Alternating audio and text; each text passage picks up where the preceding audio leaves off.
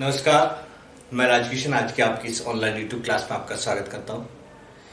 आज हम इस क्लास में बीए सेकेंड ईयर के हिंदी साहित्य की जो फर्स्ट पेपर है उसकी चर्चा कर रहे हैं। सबसे पहले मैं आपको बता दूं, बीए सेकेंड ईयर का जो हिंदी साहित्य का जो फर्स्ट पेपर है उस फर्स्ट पेपर में 5 इकाइयां हैं। जो यूनिट फर्स्ट है वो उसमें आपका एक नाटक है अजातशत्रु, जो कि जयशंकर प्रसाद का है। यूनिट सेकेंड जो है आपका, उस यूनिट सेकेंड में आपका जो है वहां पर एक निबंधों का संग्रह है जिसमें लगभग 5 निबंध है। उस पुस्तक का नाम है चेतना का संस्कार। चेतना का संस्कार। इसमें कुल 5 निबंध है।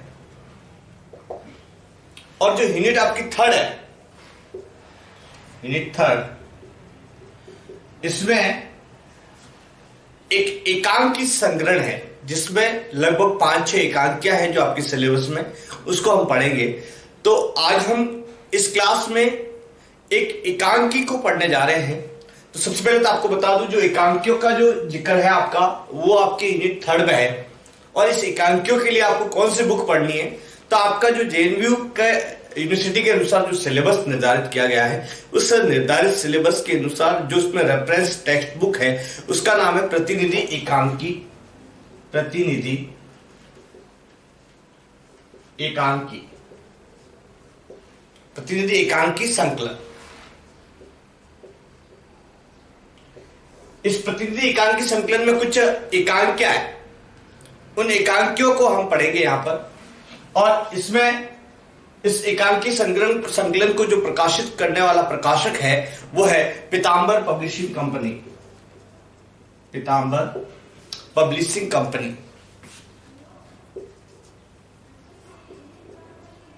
Publish company limited. ये पीतांबर पब्लिश कंपनी लिमिटेड के द्वारा है, जो प्राइवेट कंपनी लिमिटेड के द्वारा ये पब्लिश की जाती है।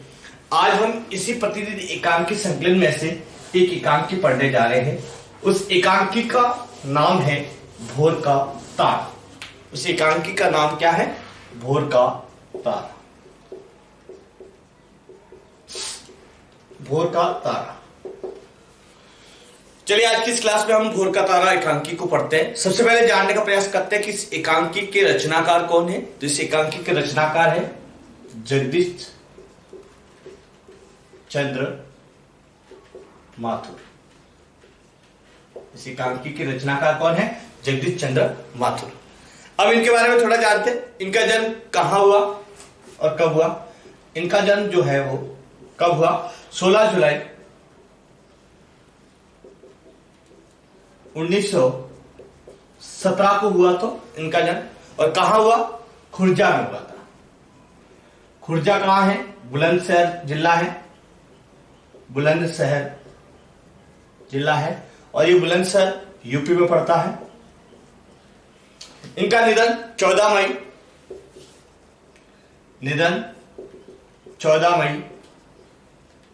1978 को हुआ था। इनके बारे में थोड़ा तथ्यात्मक जानकारी दे दूं मैं आपको।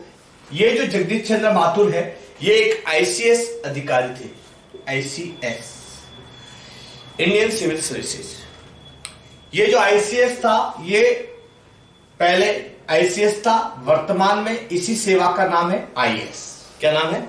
आईएएस, भारतीय प्रशासनिक सेवा, इंडियन एडमिनिस्ट्रेशन सर्विस। इसी को हम पहले आईसीएस के नाम से जानते थे, यानी कि भारतीय प्रशासनिक सेवा के अधिकारी थे। इसके अलावा ये जो है ऑल इंडिया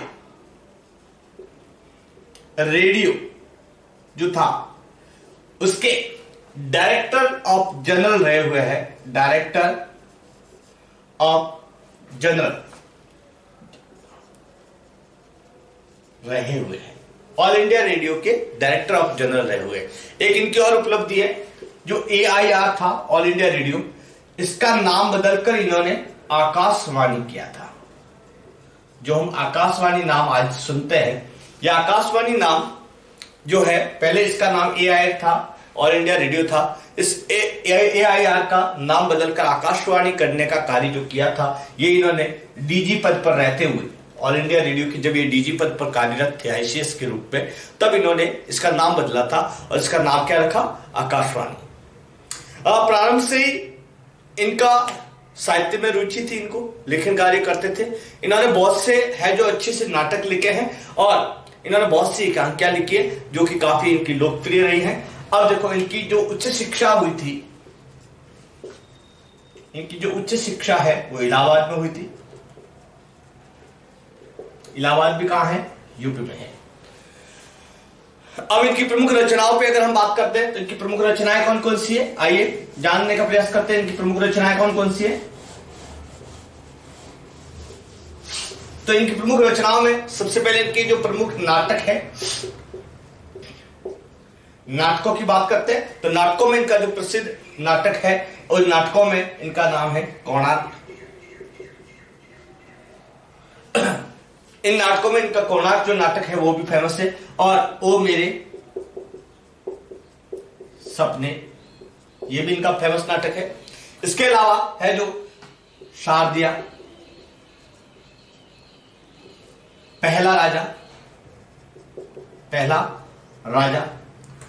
इनकी एकांकियां कौन कौन सी है? तो एकांकियों की अगर बात करते हैं तो इनकी फेमस एकांकियों में सबसे फेमस एकांकी है भोर का तारा, रीढ़ की हड्डी, भोर का तारा और रीढ़ की हड्डी। कुछ इनके उपन्यास भी फेमस है। उपन्यासों की बात करते हैं हम, इनके उपन्यास कौन कौन से? इनके उपन्यासों की अगर बात करें तो यादों का पहाड़।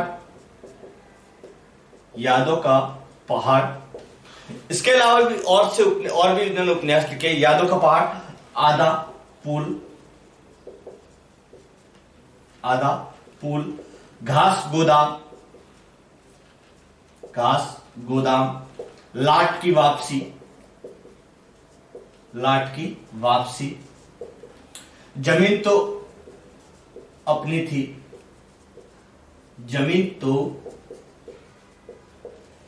थी, ये इनके प्रमुख उपन्यास है।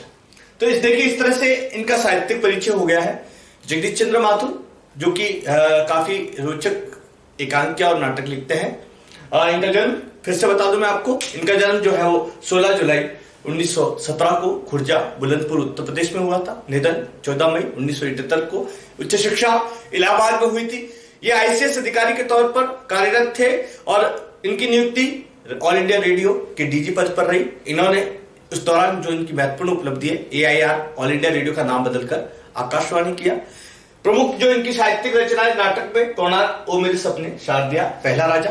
उपन्यास में यादों का पहाड़, आधा पुल, घास गोदाम, लाट की वापसी, जमीन तो अपनी थी। प्रमुख एकांकियां भोर का तारा और रीढ़ की हड्डी। आपके सिलेबस में जो एकांकी है उसमें हम आज जो पढ़ रहे हैं वो है भोर का तारा। देखिए, भोर का तारा क्या है? भोर का तारा एक ऐसी एकांकी है जिसका संबंध हम कह सकते हैं कि एक तरह से ये राष्ट्रीय चेतना को जागृत करने वाली एकांकी है। जगदीश चंद्र माथुर ने इस एकांकी को लिखने के पीछे इनका उद्देश्य यही है कि व्यक्तिगत हित से बढ़कर के राष्ट्र हित है जो सर्वोत्तम होता है, सबसे ऊपर होना चाहिए।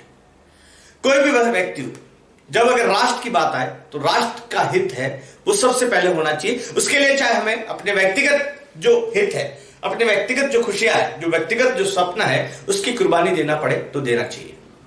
इस कहानी में ऐसा ही जिक्र किया है। ये कहानी की जो पृष्ठभूमि है ये गुप्तकाल की पृष्ठभूमि है। इस कहानी का जो संबंध है वो गुप्तकाल से है। गुप्तकाल में एक नगर हुआ करता था, उज्जैनी नगर है। और ये जो घटना है लगभग 455 ईस्वी के आसपास की घटना है, यानी कि 5वीं सदी की घटना है। इस कहानी में जो उल्लेख है कौन समय का, वो समय है 5वीं सदी, लगभग 455 ईस्वी है और गुप्त काल है। स्थान अगर बात करें तो उज्जैनी नगरी है, उज्जैनी शहर है। इसमें क्या होता है कि एक पात्र है, प्रमुख जो पात्र है कौन कौन से हैं देख लीजिए। भोर का तारा के प्रमुख पात्र, एक शेखर है जो कि एक कवि है। पहले ये साधारण कवि होता है, बाद में राज कवि बन जाता है उज्जैनी का। माधव है, ये राजकीय सेना का सिपाही होता है और शेखर का मित्र है। देवदत्त है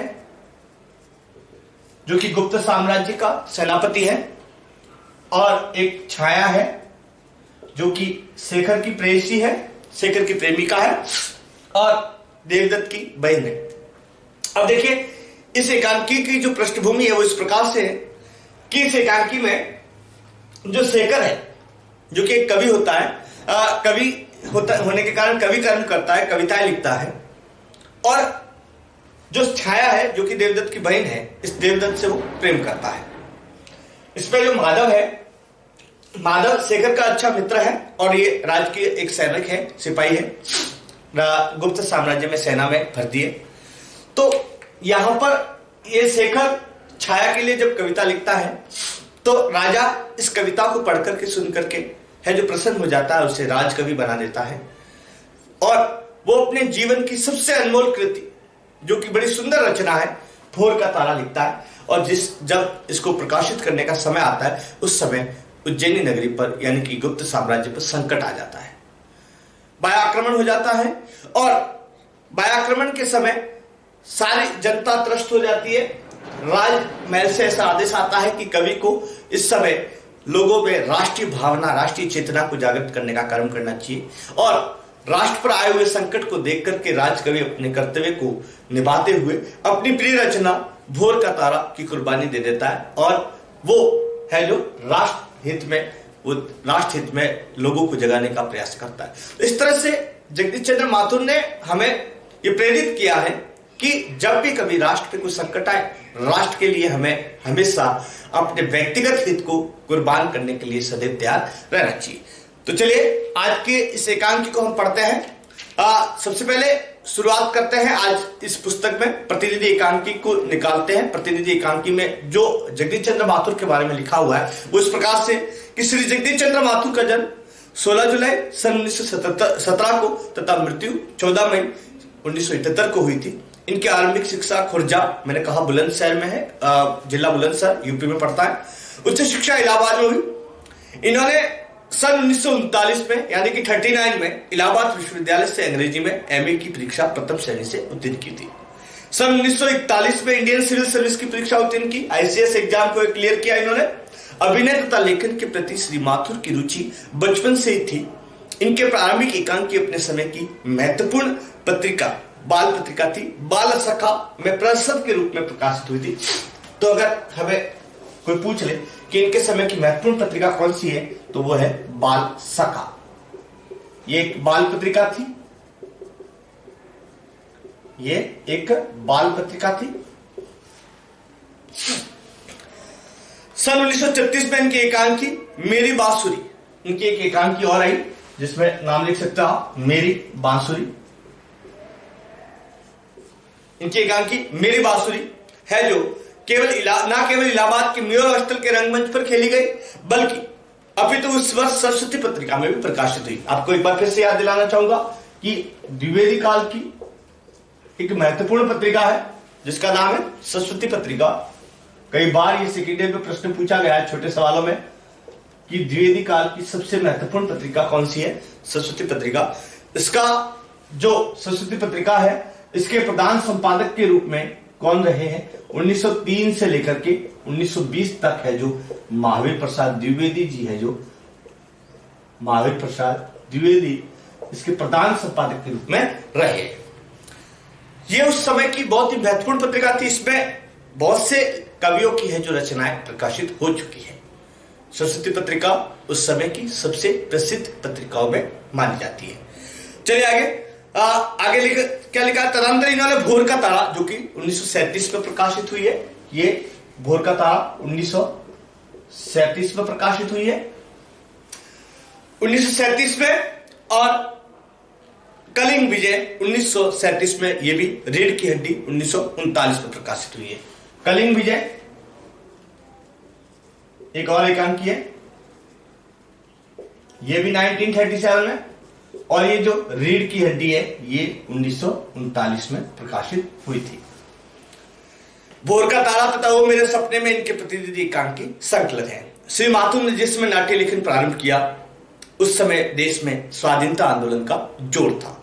व्यक्तिगत प्रेम की तुलना में राष्ट्र प्रेम की वरीयता देने का स्वर पूरे देश में व्याप्त था। मैंने कहा यह व्यक्तिगत प्रेम की तुलना में राष्ट्र प्रेम को ज्यादा महत्व देना उस समय की मांग थी, क्योंकि तत्कालीन परिस्थितियों में देश है जो गुलाम था अंग्रेजों का, और उस समय भारत है जो आजाद होने का प्रयास कर रहा था। और उस समय लेखक ने अनुभव किया कि अगर भारत में ऐसी रचनाओं को लिखा जाए, ऐसी जनता तक जनमानस में पहुंचाने वाली रचनाएं लिखी जाए जिससे राष्ट्रीय चेतना का भाव जागृत हो जाए, तो उस समय ऐसी रचनाओं को ज्यादा लिखा गया।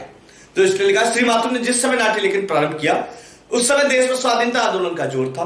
व्यक्तिगत प्रेम की तुलना में राष्ट्र प्रेम को वरीयता देने का स्वर पूरे देश में व्याप्त था। श्री माथुर की रचनाओं में यह स्वर अनुच्युत है। अनुच्युत का मतलब पीछे पीछे चला आ रहा है, सुनने को आ रहा है। माथुर साहब ने हमेशा ऐसी रचनाएं लिखी है। श्री माथुर की नाट्य रचनाओं के कथानक नप्पे तुले एवं जीवंत है।